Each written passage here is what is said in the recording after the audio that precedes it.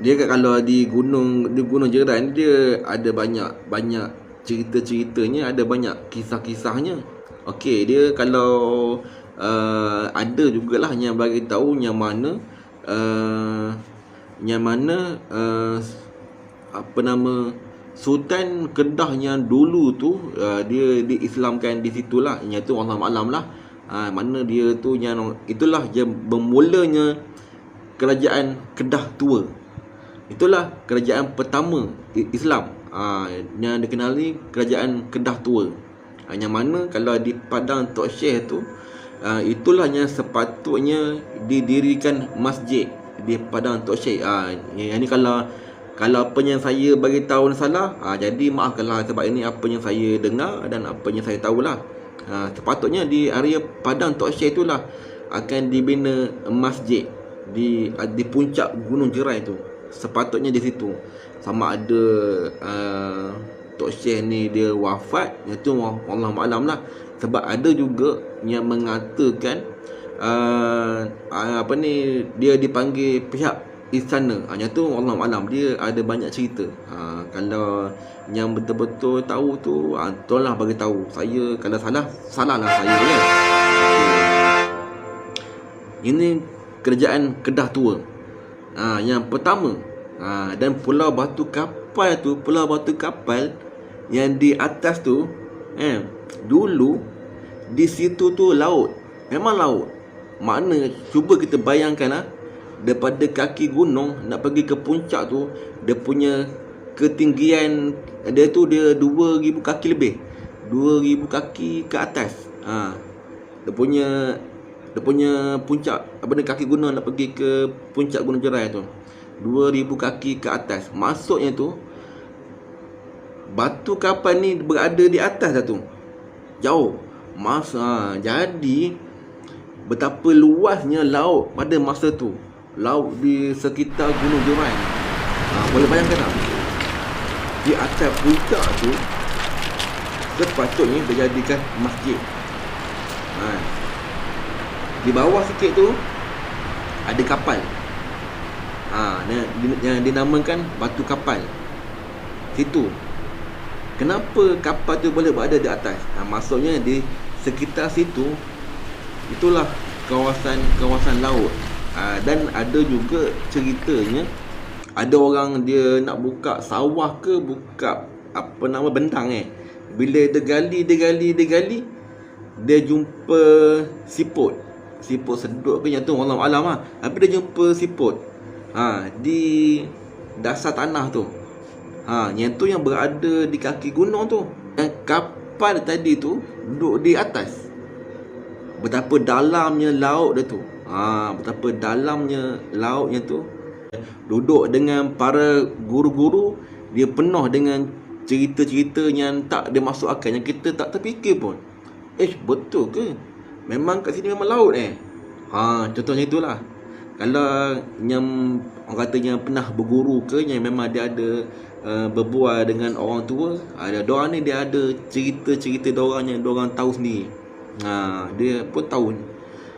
Okey. Jadi bila dah pukul 9, saya pun saya pun makanlah. Saya makan tu. Makan roti je. Makan roti, minum air. Air ada bawa banyak lah. Diorang dah standby dah. Rupa-rupanya diorang dah standby dah. Air ni, roti-roti, diorang dah standby dah. Mujur kebetulan pada masa tu saya dah charge handphone full, termasuk dengan power bank. Saya dah memang full. Memang kalau saya keluar, saya akan pastikan power bank memang ke full untuk kita charge saya pun bermulalah pukul 9.30 pada masa tu. Saya mulalah pertapaan. Bukan pertapaan dia, kita ada cara kita dia berzikir dia berzikir. Cara kita Allahu Allah haq, Allahu Allah haq, Allahu Allah haq, Allahu Allah haq, Allahu Allah haq. Dia buatlah. Contoh zikir Allahu Allah haq kena baca 7,000 kali. Ada waktu lama sikit dah selesai. Ya Allah ya batin, ya Allah ya batin, ya Allah ya batin. Betul, nafal lagi kena bacalah Sehingga 7,000 kali. Kita kena memastikan dia punya kiraan itu lebih tak apa, jangan kurang. Lebih tak apa, jangan kurang. Kalau kurang ke, kalau kita cuba nak menipu diri kita sendiri pun memang takkan menjadi. Maksudnya sia-sialah yang kita betapa di puncak gunung, yang kita tempuh seorang-seorang di puncak, tapi kita menipu kan. Tak boleh, akan terbatal lah. Jadi sia-sia je apa yang kita baca, apa yang kita belajar. Elok buatlah lebih. Allahu Allah hak, Allahu Allah hak. Duduk atas sejadah, baju memang 2-3 lapis, kain selimut dengan sarung tangan. Saya pakai sarung tangan tu. Saya pakai sarung tangan tebal. Memang sejuk. Dia punya sejuk tu Saya ambil kain tu selubung. Memang sejuk. Sampai ke muka ni memang naik. Memang sejuk. Mata ni memang sejuk. Mata ni dia rasa memang sejuk. Sejuk dia memang sejuk lah. Memang sejuk. Kalau yang pernah pergi ke gunung, jerat ke gunung apa pun, dia sejuk dia tu pula lain macam sejuk dia tu. Bila dah pukul 9:30, saya pun teruslah buatlah zikir pertama, kedua, ketiga, keempat dia. Kalau di padang Tok Syekh tu dia ada 10 zikir ke 15 zikir yang kita kena baca. Sama ada zikir apa pun yang kita kena habiskan di padang Tok Syekh saja. Dah selesai tu kita akan turun ke batu kapal. Macam tu lah. Saya pun mulalah buat kan. Allahu Allah hak, Allahu Allah hak, Allahu Allah hak. Dalam keadaan dengan cahaya lampu bulan pun tak ada, hanya lampu handphone je. Lampu handphone saja yang menyala. Sampai ke 11 malam, dia dah mula, kabus tu dah mula tebal. Dia punya angin dia tu, angin datang sekali dengan kabus. Memang sejuk. Kita bawa air yang tak sejuk pun akan sejuk. Sebab saya tidak dibenarkan menyalakan lampu pada handphone untuk menyuluh. Contoh kita on, kita suluh je, tak boleh. Cukup kita bergantung kepada lampu skrin handphone saja. Untuk kita cek kan, zikir apa lagi yang perlu dibaca kan. Dan masa sama saya akan take dah. Zikir pertama dah, habis dah. Contoh kan, pergi ke zikir kedua, saya akan take ada lah bila tu kita tekan sikit, dah cukup dah 6,000 kali. Betul, kita sambung lagi 1,000, dah cukup 7,000 kali. Sambunglah ke zikir yang kedua. Macam itulah yang seterusnya. Dia lain perubatan ataupun lain bidang tu, dia cara zikir pun lain kalau tak silap lah, ataupun cara dia pertapaan dia pun dia lain sikit. Dia bergantung kepada sesuatu bidang tu lah. Kalau macam kami memang saya sendirilah, saya nakkan kepada ilmu perubatan. Jadi memang saya khas untuk perubatan saja.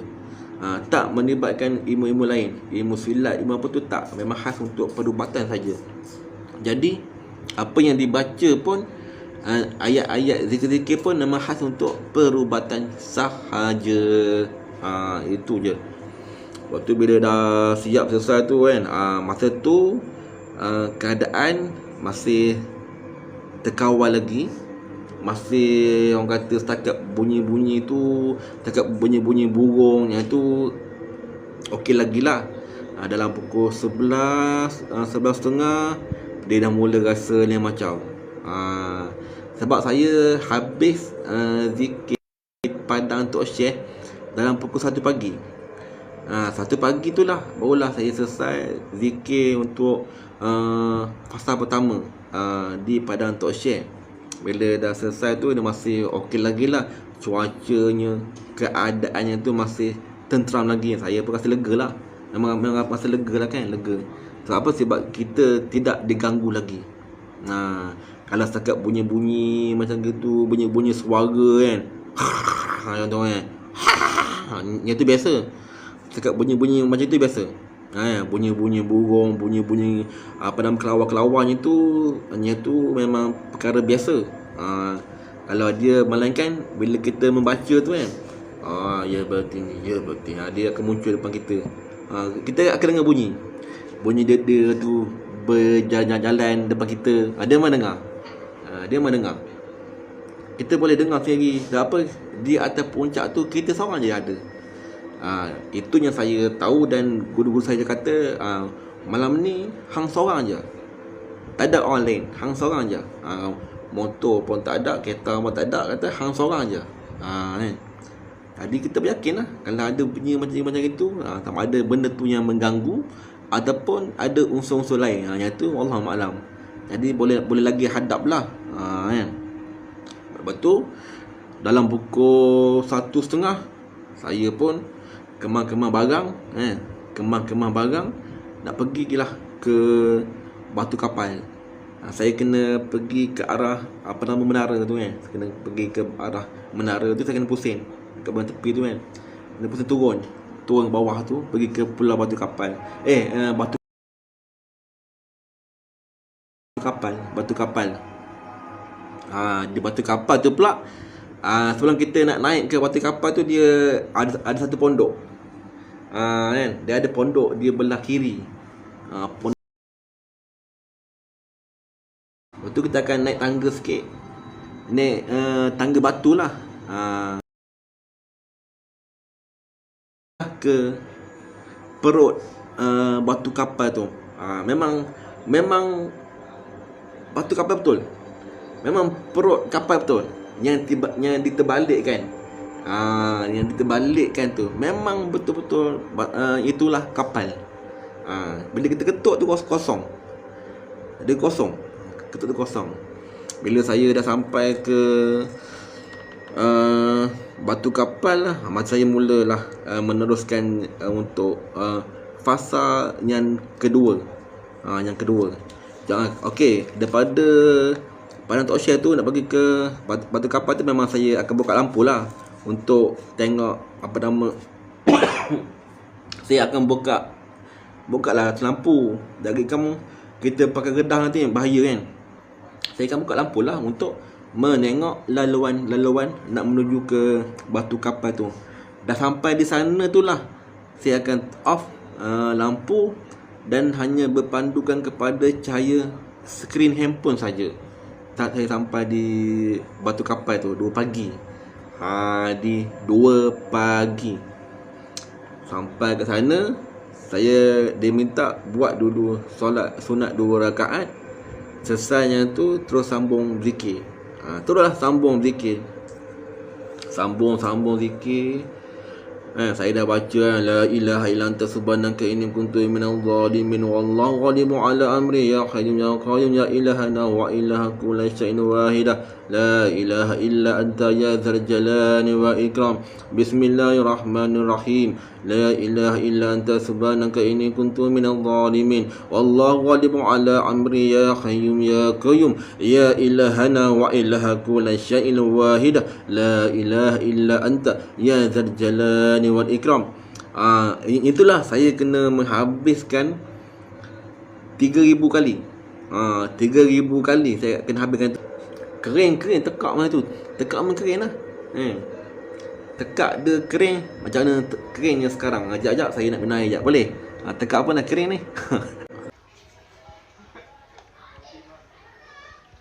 Bang, kopi bang. Iya bang. Pukul 4 pagi pun saya baru sampai 1,500 ke dekat-dekat 2,000 kali.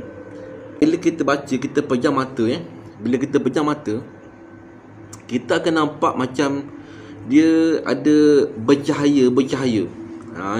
Dia akan bercahaya ni. Dia akan bercahaya putih-putih je. Bila kita baca kita baca depan kita ni kan, kita dapat merasai cahaya-cahaya putih. Cahaya-cahaya putih yang berada di depan kita. Padahal di depan tu, di bawah tu penuh dengan pokok-pokok. Lepas tu adalah anak-anak sungai. Dia nak menuju ke kolam puteri itu tadi. Tapi memang situ dia hanya saya berada di atas perut tu, memang saya sorang-sorang je. Lepas tu kalau di bahagian hujung tu dia ada macam kotak apa TMB ke, yang tu wallahu alam lah. Bila pukul 4 tu bila saya baca, saya kejap saya akan buka mata, kejap saya akan tutup mata sambil membaca. Dalam keadaan gelap, dalam keadaan berangin sejuk apa kan, kita baca tutup mata. Zikir yang kita baca tu tutup mata. Tu rasa-rasa kita boleh tutup selama mana. Okey. Yang sekarang ni, yang ada mata-mata yang tengok sekarang ni kan.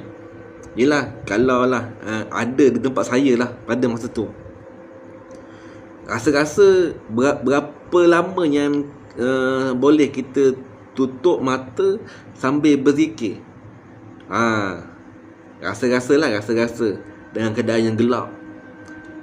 Bunyi-bunyi stop, ada bunyi cengkerik, bunyi kelawar, ada barang tu kan, macam-macam bunyi. Kita kena berzikir, buka mata, lepas tu kena berzikir, tutup mata. Berada di tempat saya pada masa tu dengan gelap, cahaya dengan tak ada nampak cahaya bulan, tak ada nampak pada malam tu, hanya angin-angin apa semua tu kan. Kita pula kita kena baca zikir bergila-gila. Kejap akan buka mata zikir, lepas tu dah kan kita pejam mata zikir. Pada masa tu rasa-rasa berapa lama, berapa saat yang kita boleh buat.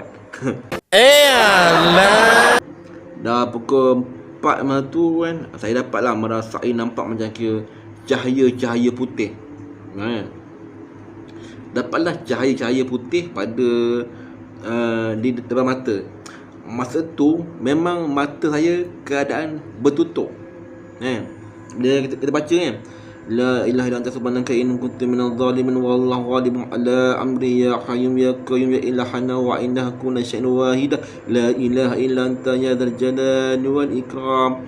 Sambil kita baca tu, mata tutup, masa tu lah kita dapat merasai cahaya-cahaya tu ada. Memang banyak. Merdu tu rasa macam satu je, tapi dia rasa banyak je. Memang tu rasa banyak je. Bila dah lama tu rasa memang banyak je cahaya. Cahaya tu dia cuba nak menguasai. Cahaya tu dia cuba nak menguasai diri saya kan. Saya pun jadi pelik kan. Mungkin yelah pada bila dah macam gitu, saya dah berfikir mungkin yang ni aura putih kot. Saya fikir yang macam gitu kan. Mungkin yang ni mungkin lah mungkin yang ni orang kata aura putih ataupun ilmu putih. Saya orang kata bila macam tu biar je, saya membiarkan je. Saya lebih membiarkan je cahaya-cahaya menguasai seluruh yang ada di depan saya, di kiri, di kanan, di belakang, di atas. Saya biar je. Teruskan zikir tu. Saya menerus je zikir tu. Saya teruskan je membaca zikir-zikir tu. Bila dah lama sikit masa tu, saya kata bila dah lama tu, barulah kita rasa seolah-olah kita dah mula bunyi suara-suara. Ada bunyi suara-suara masa tu kan. Ada yang memanggil nama, dia panggil nama-nama saya. Dah kan. Entah bila masa pula dia tahu pula nama kita kan. Dia panggil Said, sini lah, macam tu kan. Bunyilah dengar suara-suaranya memanggil-manggil. Lepas tu dalam keadaan saya pun masih lagi yang pejam mata masa tu kan. Dengarlah suara tu panggil, Said sini lah, macam tu kan. Lepas tu dalam masa sama tu, kita terasa seolah-olah ada tangan dia cuba nak angkat kita lah supaya kita terbangun. Kan kita dalam keadaan bersila. Lepas tu seolah-olah ada satu tangan lah, dia cuba dia pegang baju kita, dia nak angkat kita dia angkat supaya kita bangun. Masa tu saya cuba bertahan lagi. Saya cuba bertahan lagi masa tu. Dia nak angkat saya tahan lagi. Dia cuba nak angkat saya, cuba memberatkan badan saya kan. Dia nak angkat tu, saya berat lagi badan. Macam tu. Waktu bila dah lama sikit, saya rasa dah mulai macam Yang ni mungkin pada masa tu mungkin ini orang kata hanya gangguan-gangguan je kan. Saya pun biar je. Memang tak buka mata dah masa tu. Kalau saya buka, yelah, bila kita buka mata, push, kita fikir akan nampaknya muka-muka hodoh. Yang mata dia terkeluar, yang mulut dan gigi dia tajam, yang telinga, yang mata dengan telinga besar panjang apa semua, yang kuku yang bulu-bulu contoh kan. Kita akan fikir, ya Allah, kalau aku buka mata ni, ya Allah, aku akan nampak macam-macam rupa. Kan? Kalau saya pada masa tu lah saya cakap kalau aku buka mata ni, ya Allah, aku akan nampak bermacam-macam rupa. Aku akan nampak bermacam-macam rupa. Elok aku bertahan, ya Allah, aku berserah kepadamu, ya Allah. Aku berserah kepadamu, ya Allah. Aku berserah kepadamu, ya Allah. Lepas tu saya kata saya pun hanya baca zikir. Bila dah kena macam gitu, lagi kuat dah saya zikirnya. La ilaha illallah subhanaka inni kuntu minadh dhalimin. Wallah. Saya dah mula zikir kuat pada masa tu. Saya dah mula zikir kuat. Yelah, kadang-kadang dan takut. Kita kena takut. Bukanlah kita ni takut terlemah, tak, tapi kita kena takut. Berani kita, janganlah berani sangat. Takut kita, jangan takut tu menguasai diri kita. Kita boleh takut, tapi janganlah terlampau takut sangat, hingga kan takut itulah yang membuatkan timbulnya bayang-bayang tertentu. Contohnya, bila takut tu yang dah mula menguasai diri kita, kita bolehlah nampak yang macam-macam, walaupun yang kita nampak tu sekadar bayang-bayang kita saja. Kan? Macam itu. Dan saya memang takut. Dahlah masa tu ujian, tiba-tiba diberi ujian yang macam gitu.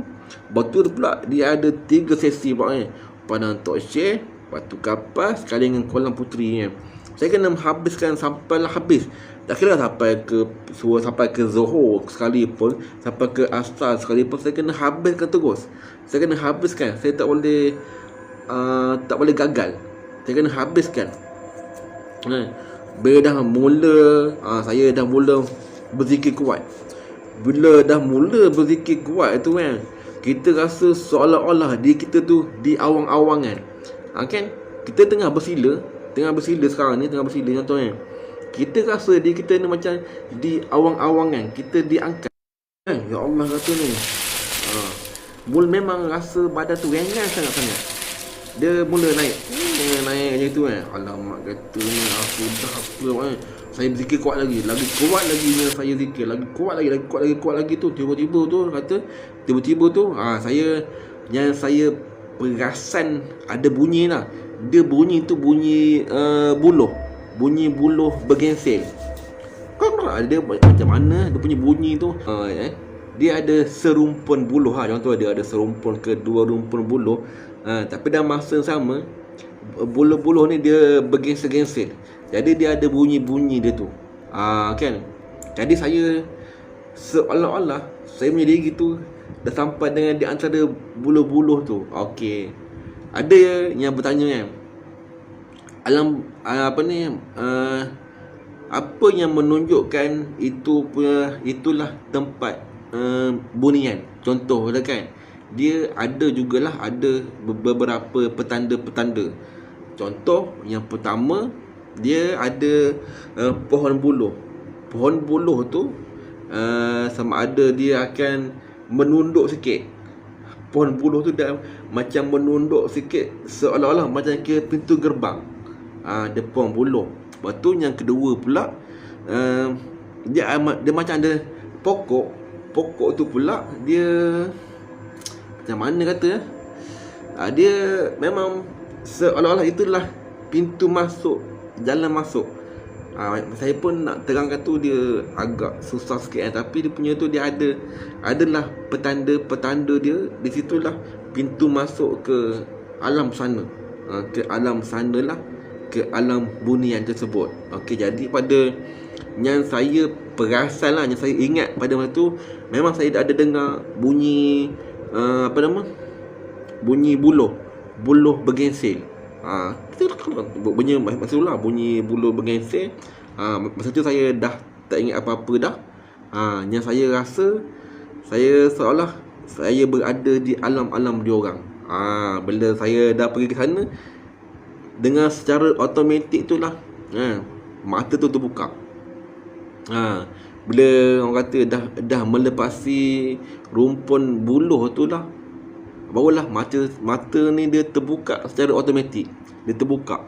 Bila terbuka tu, Allah kata, kita rasa percaya ataupun tak. Kita rasa nak rasa takut pada masa tu, bukanlah takut sangat, cuma kita rasa astagfirullahalazim, kata aku kat mana ni? Aku kat mana sekarang ni kan? Dia ada perkampungan lah. Dia ada macam perkampungan. Dia punya perkampungan dia juga perkampungan lah.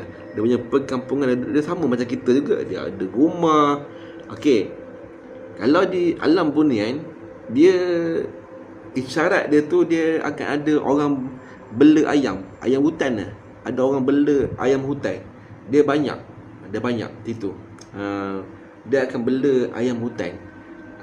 Maksudnya bila kita mendaki gunung ke bukit bukau ke, tiba-tiba tu kita pelik kan, kita nampak macam ada banyak ayam di atas tu. Maksudnya bila dah ada ayam dekat-dekat situ, situlah mungkin kita dah menghampiri perkampungan bunian. Kalau dia ada banyak lah, cuma apa yang saya cakap ini, apa yang saya tahu sendirilah.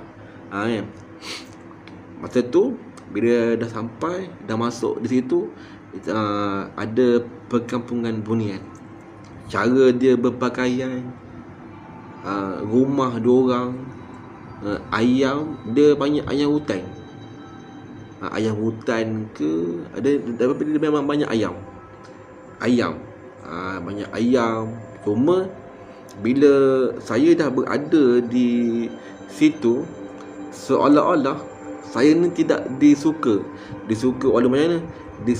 Saya tidak disuka oleh golongan lelaki tu. Sebab ada juga yang mengatakan macam lelaki ni di alam manusia dia lebih handsome lagi daripada lelaki bunian. Kan? Saya bagi contoh.